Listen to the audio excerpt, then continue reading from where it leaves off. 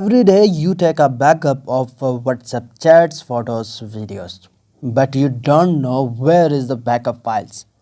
Today I will show you how to find out the backup WhatsApp backup files and where you will got these backup files.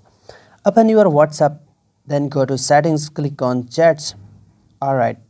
After that I request you do subscribe and hit the bell icon for more technical tips and WhatsApp tricks. After here you just need to click on chat backup.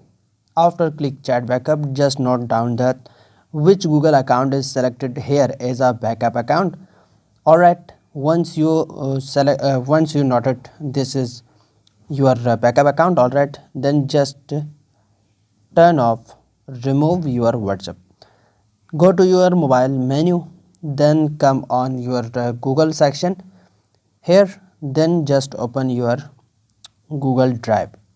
After opening your Google Drive, first of all from here check that if this is the that account which you are select as your backup on WhatsApp.